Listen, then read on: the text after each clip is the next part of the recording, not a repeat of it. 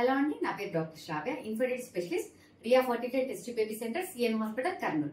ఇవాళ మనం మామూలుగా పేషెంట్స్ లో ఉన్న అపోహ ఏంటంటే టెస్ట్ బేబీ సెంటర్కి వెళ్తే అందరికి ఖచ్చితంగా టెస్ట్ బేబీని అడ్వైస్ చేస్తారు, అంటే ఐవీఎఫ్ ప్రొసీజర్ అడ్వైస్ చేస్తారు అని అనుకుంటుంటారండి పేషెంట్స్ చాలా మటుకు.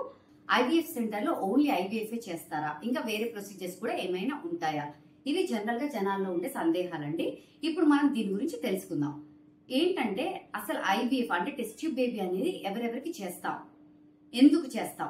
సో ఫస్ట్ లేడీస్ లో కొన్ని కారణాలు ఉంటాయి, జెంట్స్ లో కొన్ని కారణాలు ఉంటాయండి. సో ఫస్ట్ లేడీస్ లో ఉండే కారణాలు ఏంటో తెలుసుకుందాం. లేడీస్ లో ఉండే కారణాలు ఏంటంటే ఏఎంహెచ్ అంటే యాంటీ మిలియన్ హార్మోన్, అంటే ఇది బేసిక్ గా ఇన్ఫర్టిలిటీ అంటే పిల్లలు అవ్వడానికి మెయిన్ గా ఇంపార్టెంట్ అయిన హార్మోన్ మనకి <1 ఉన్నప్పుడు సో వీళ్ళకి మనం టెస్ట్ ట్యూబ్ బేబీ అనేది అడ్వైస్ చేయడం జరుగుతుంది. ఫాలిక్యులర్ కౌంట్ తక్కువ ఉన్న వాళ్ళకి అడ్వైస్ చేయడం జరుగుతుంది.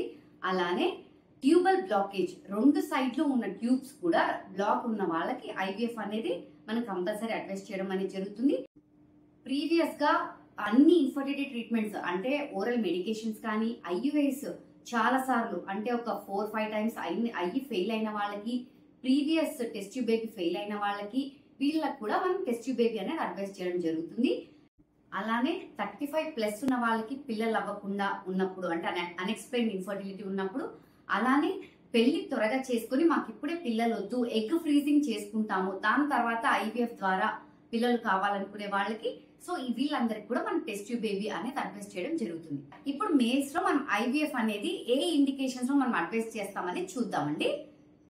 సో మేల్స్ లో ఫస్ట్ మనం చూడాల్సింది సెమెనాలిసిస్.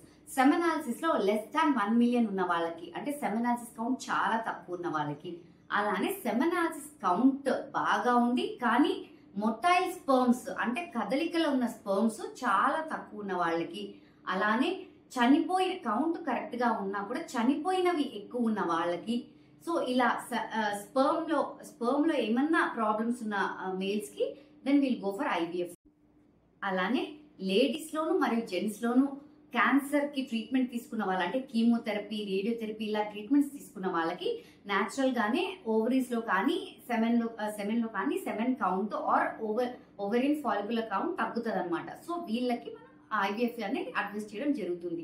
ఐవీఎఫ్ సెంటర్స్ లో ఓన్లీ ఐవీఎఫ్ చేస్తారు అనేది ఒక పెద్ద అపోహ అండి. వచ్చిన కపుల్ కి భార్య భర్తలు ఇద్దరికి పరీక్షలు చేసి ఐయుఐయా లేదా మెడిసిన్స్ తో నార్మల్ మెడికేషన్స్ తోనే కన్సీవ్ అవుతారా, ఐయుఐ తో కన్సీవ్ అవుతారా లేదా ఐవీఎఫ్ చేస్తే కన్సీవ్ అవుతారా అని మనకు ఒక ఐడియా వస్తుంది. దాన్ని బట్టి వాళ్ళకి ట్రీట్మెంట్ పెట్టడం అనేది జరుగుతుందండి. ఐవీఎఫ్ సెంటర్ లో ఓన్లీ టెస్ట్ ట్యూబ్ బేబీ మాత్రమే అడ్వైస్ చేస్తారు, అవి మాత్రమే చేస్తారు అనేది ఒక అపోహ. Thank you.